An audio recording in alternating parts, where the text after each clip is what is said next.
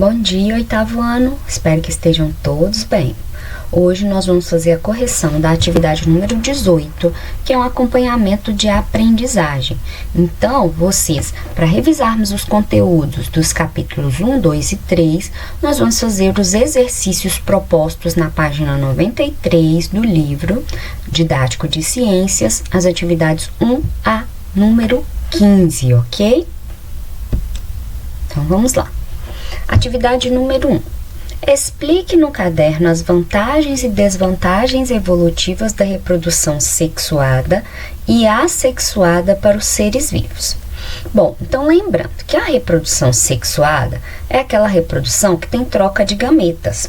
E a vantagem desse tipo de reprodução, evolutivamente falando, é que ela gera indivíduos que são geneticamente diferentes. Então, ela produz a variabilidade genética. A variabilidade genética, ela permite que esses indivíduos, por serem geneticamente diferentes, alguns deles consigam se desenvolver naquele ambiente, consigam sobreviver. Agora, a desvantagem é que esse processo de reprodução, ele é mais lento. Já a reprodução assexuada é aquele tipo de reprodução que não envolve a participação de gametas. Então, um indivíduo é capaz de gerar outro que é geneticamente idêntico a eles. Então, a desvantagem é que todos os indivíduos são geneticamente idênticos. E isso faz com que a adaptação deles ao meio ambiente, ela seja menos bem-sucedida. Agora, a vantagem é que é um processo de reprodução rápido. Número 2. Cite e explique um exemplo de reprodução assexuada em alga verde, em briófitas e em angiospermas. Então, as algas verdes, quando elas se reproduzem, pode acontecer através da fragmentação dos talos. Então, as algas, elas não são consideradas no grupo das plantas porque elas não têm os órgãos vegetativos. Então, ela não tem raiz, não tem caule, não tem folhas, frutos e muito menos sementes, né? Então, um tipo de reprodução assexuada nas algas verdes é através da fragmentação desse talo. Então, esse talo, quando ele fragmenta, parte dele pode dar origem a uma nova alga verde. Em briófitas, pode acontecer através da fragmentação também dessa estrutura e da formação de gemas, que são aqueles brotinhos que nascem nas laterais do caule ali, no caso das briófitas, do pseudocaule dessas plantas. Já nas angiospermas, a gente pode citar como exemplo de reprodução assexuada toda vez que a gente tira a muda de uma planta que tem flores. Então, quando eu planto uma muda, eu estou tirando uma parte dessa planta e reproduzindo-a de forma assexuada. Número 3. Escreva um texto contando os principais processos evolutivos relacionados à reprodução sexuada das plantas e que propiciaram sua expansão para o ambiente terrestre. Então, aqui nessa questão, você vai escrever quais que foram esses processos evolutivos relacionados às plantas na reprodução sexuada. Então, a evolução foi que as plantas, elas começaram, a partir das gimnospermas a possuírem sementes, depois elas começaram a possuir flores a partir das angiospermas.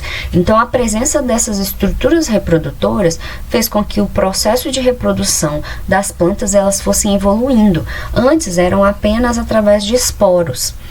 E posteriormente, quando surgiram os gametas nas plantas, foi possível que ela conseguisse expandir o seu processo de evolução e se desenvolver nos mais diversos ambientes terrestres possíveis. Número 4. Compare a polinização em pinheiros e nas angiospermas e explique as vantagens evolutivas desse processo nas angiospermas. Então, os pinheiros, eles são gimnospermas.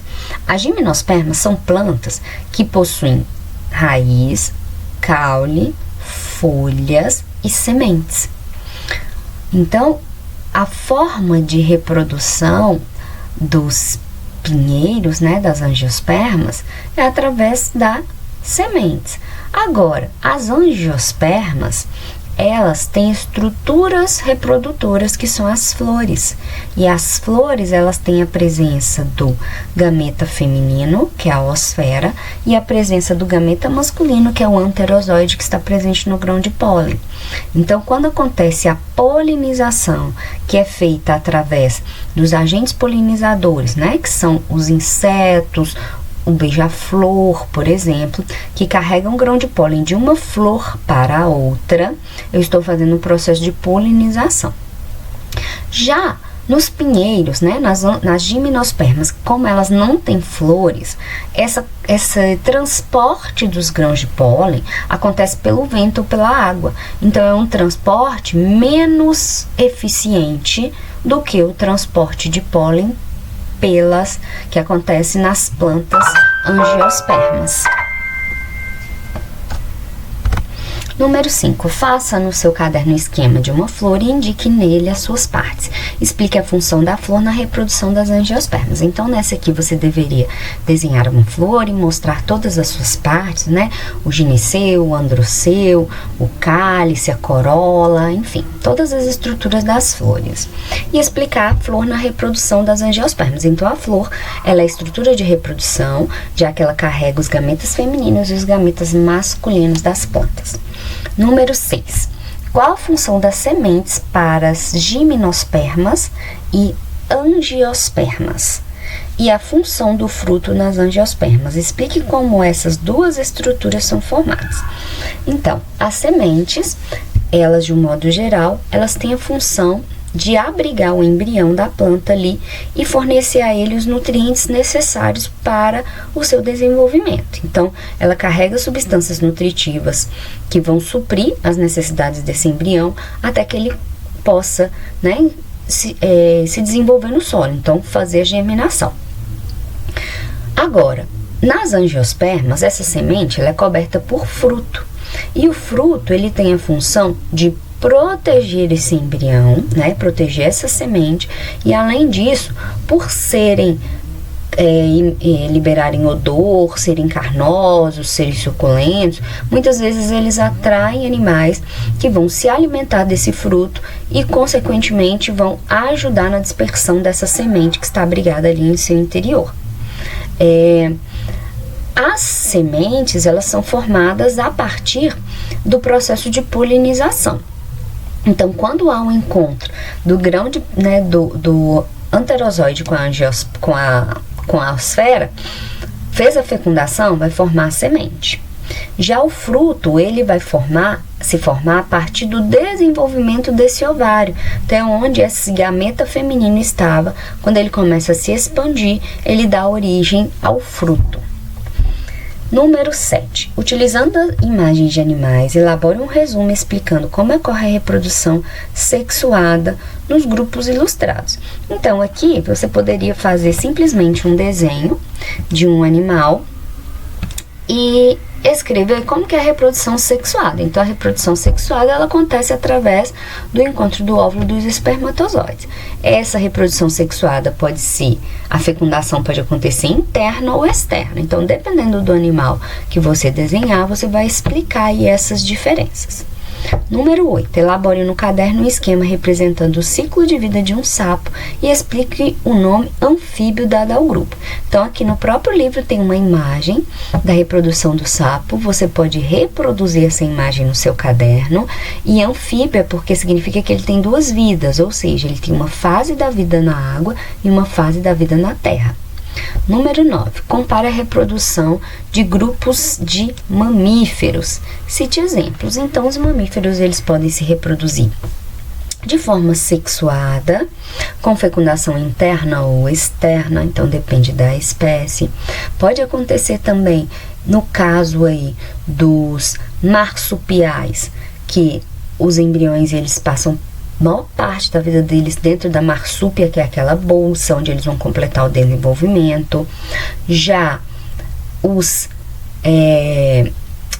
eutérios, né, que são aqueles que têm útero, eles desenvolvem dentro da bolsa, então desenvolve dentro da placenta, onde eles recebem a nutrição e só saem dali quando eles estão com a fase completa, né, do seu desenvolvimento.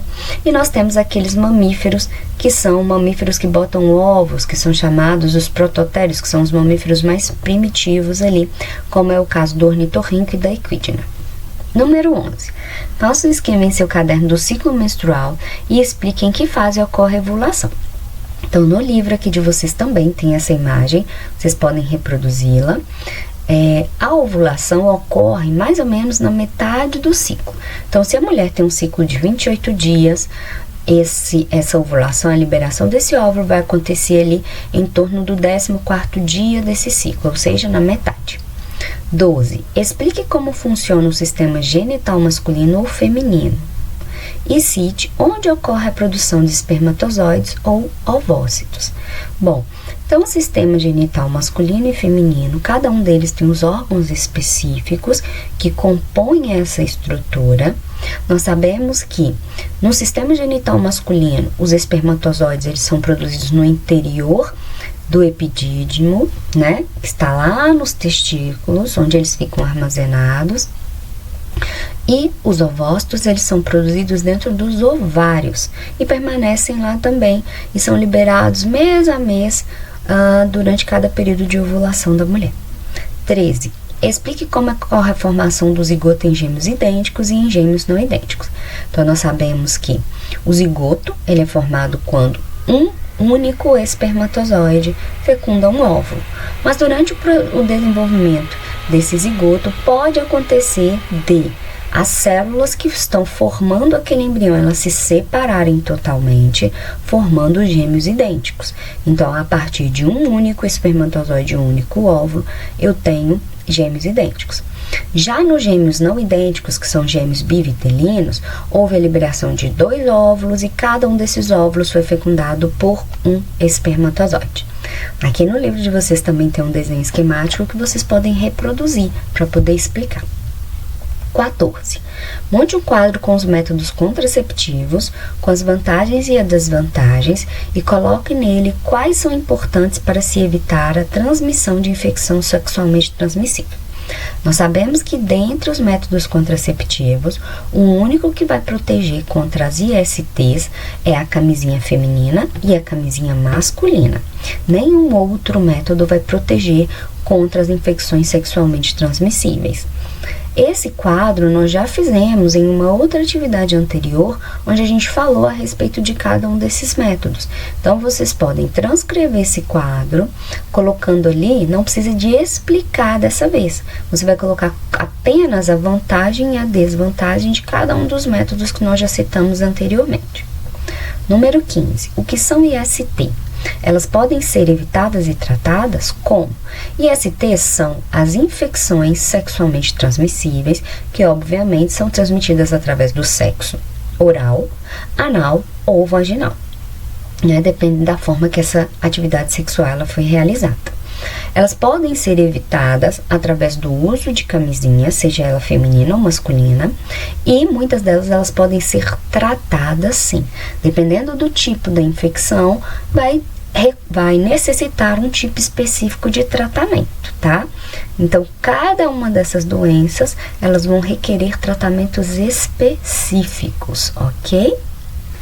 Então, pessoal, qualquer dúvida, entre em contato comigo. Um abraço, até a nossa próxima aula. Tchau, tchau.